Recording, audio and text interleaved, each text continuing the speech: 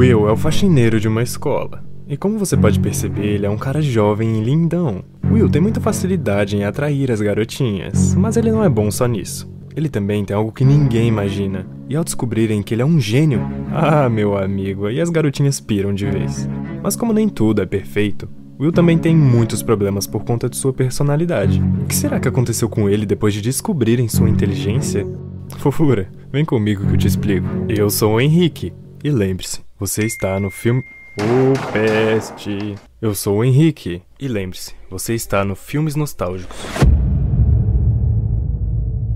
A história começa no Instituto de Tecnologia de Massachusetts. Um professor chamado Gerald Lambo está ensinando matemática normalmente para a classe. Até que ele diz que vai criar uma conta extremamente difícil, quase impossível, de matemática no quadro de fora da sala. E quem conseguir resolver vai ter seu nome inscrito no Instituto de Tecnologia do MIT. Ele diz que apenas os caras tops da matemática conseguiram resolver esse problema. Dada a dificuldade da questão, o professor dá a eles até o fim do semestre para resolver. A aula termina e nós vemos esse gatão aí, chamado Will Hunting, o faxineiro da escola. Ele está somente olhando para a questão.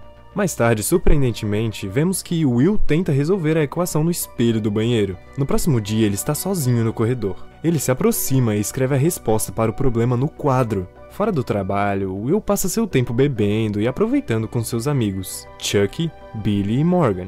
Enquanto assiste a uma partida de beisebol infantil, Will vê um cara que batia nele na época da escola. Depois ele se aproxima correndo e dá um lindo socão nele.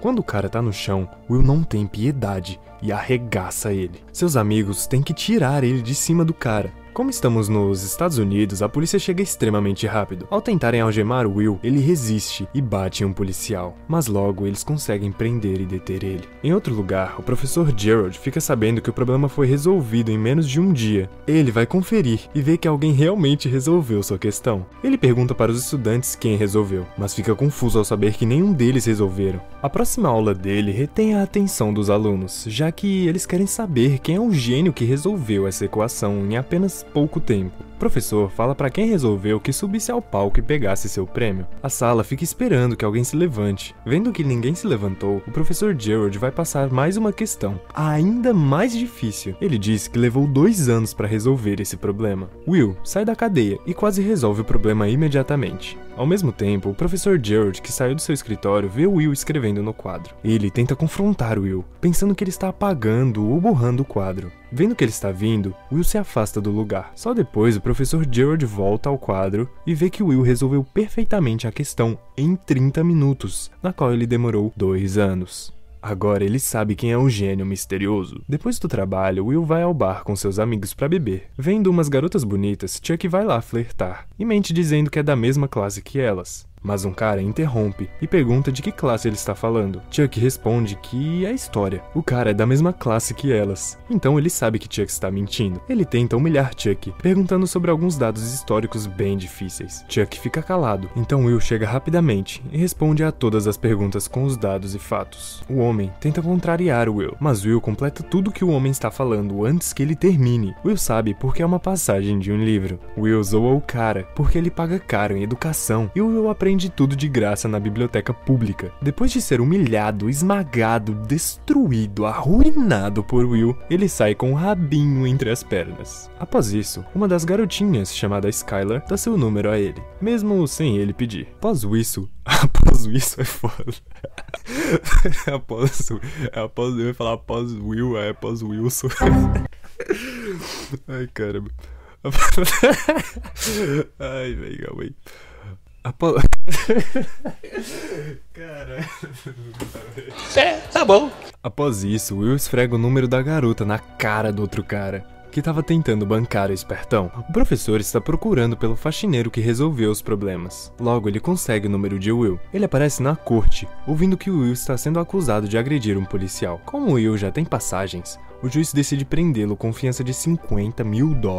O professor vai encontrar Will. Ele diz que conversou com o juiz e que ele está pronto para perdoá-lo. Mas Will deve concordar em 2 coisas. A primeira condição é que ele vá às aulas de Gerald. A segunda condição é que ele deva ir a um psicólogo. Will ri no começo, mas para evitar a prisão ele aceita. Logo, eles estudam juntos. e Gerald fica impressionado com a sua inteligência. Depois ele vai ao psicólogo, mas rejeita as sugestões e não se expõe. De quebra, ele também ri do profissional. Ele lê seus livros à noite e faz um resumo deles durante as consultas. Gerald pede ajuda a seu velho amigo que dá aula de psicologia, Sean Maguire, para ajudar Will. Relutantemente, ele aceita e vai para a primeira sessão com Will. Will começa a zoar os livros de Sean. Sean sabe que é só um mecanismo de defesa de Will. Eles continuam a conversa normalmente. Sean não pergunta nada sobre a vida de Will. Will começa a fazer suposições sobre a vida do psicólogo e fala sobre sua esposa, perguntando se ela o traiu, o que deixa Sean irritado, até um ponto em que ele perde a cabeça e agarra o pescoço de Will.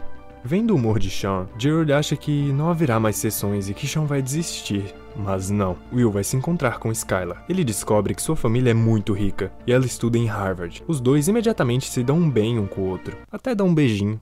Will vai para a próxima consulta com Sean, mas dessa vez eles vão a um parque. Sean diz que Will não sabe nada da vida dele, assim como também não pode adivinhar a vida dele lendo livros. Ele não pode saber dos problemas de Will, mesmo tendo PhD em psicologia. Acrescenta também que uma hora Will terá que falar, ou nunca experienciará as melhores coisas da vida. Um dia ele liga para Skylar, mas com medo de falar com ela. Na próxima terapia, ele não fala uma palavra, assim como Sean, durante 1 hora. A quarta sessão, na próxima semana, começa do mesmo jeito, mas Will conta uma piada. Sean pergunta se ele tem uma namorada, e ele conta sobre Skylar, e que não fala com ela desde o encontro. Ele pergunta por quê, e Will responde que ela é boa demais pra ele. Sean diz que ninguém é perfeito, e começa a falar sobre sua esposa, como a pessoa mais bonita que ele já viu, e que ela é a mesma que peida enquanto eles estão dormindo. Os dois começam a rir muito, assim, se aproximam um pouco, e Will vai ficando cada vez mais confortável com Sean. Sean termina a sessão dizendo pra ele não pensar que ela é muita areia pro caminhão dele. Will, encorajado, vai até Skylar e pede pra sair com ela novamente. Ela diz que quer, mas tem um problema muito grande nos estudos pra resolver, que pode levar horas ou até dias. Will não quer esperar pra ver ela, então ele pergunta sobre o problema e resolve ir em um guardanapo.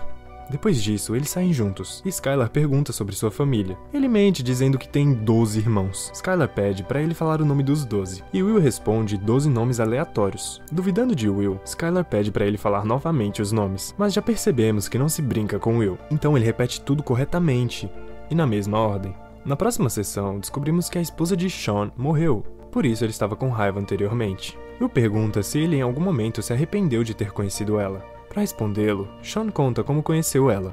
Ele diz que viu sua esposa enquanto tentava comprar tickets pelo telefone com seus amigos, para um jogo de beisebol icônico e imperdível.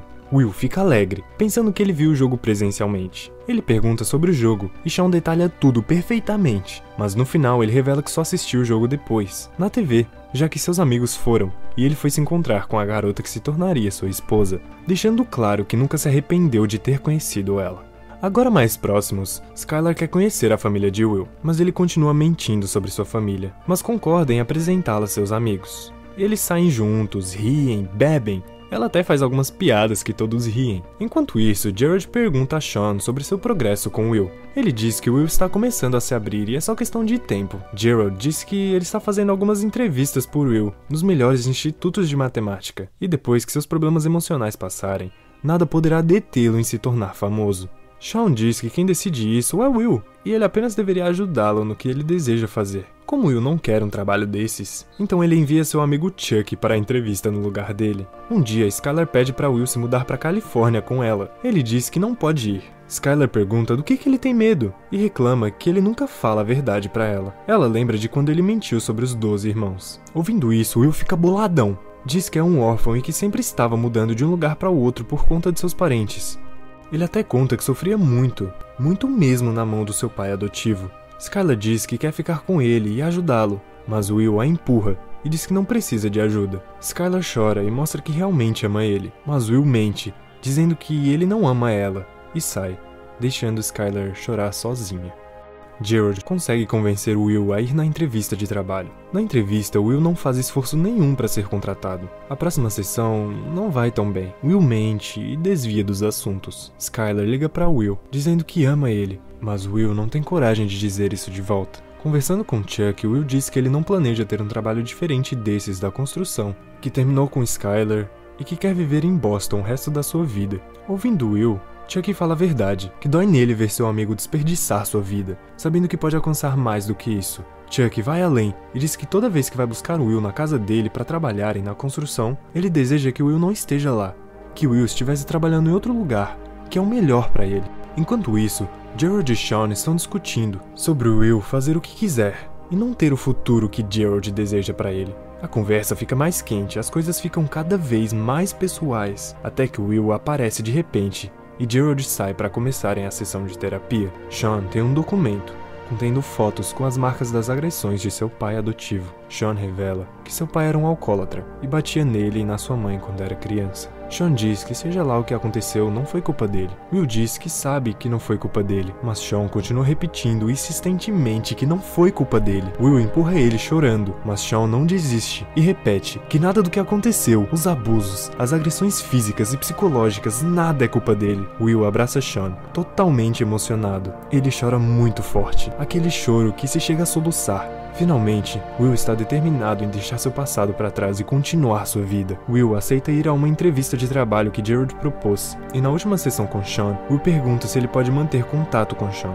Ele diz sim, até o último adeus. No aniversário de 21 anos de Will, ele ganha um carro de presente de seus 3 amigos. O professor Gerald vai se desculpar com Sean pela última conversa. Eles se reconciliam e Sean conta que vai viajar o mundo. Enquanto ele arruma suas coisas, Will vai até sua casa, deixa um bilhete no correio e sai. Durante isso, Chuck vai à porta de Will para buscá-lo para o trabalho. Ele bate na porta e logo vê que Will não está lá. Chuck sorri, lembrando da conversa que tiveram. Sean vê a carta de Will e ele deixa claro que não vai mais à entrevista, e sim encontrar Skylar na Califórnia. Em português, o filme se chama Gênio Indomável, ou O Bom Rebelde, e eu recomendo que você assista o filme, hein? Aliás, ele está disponível na Netflix, no YouTube e na Amazon Prime. Ah, e se você gostou e quer ver mais, aproveita e vê esses vídeos aqui em cima. Tamo junto!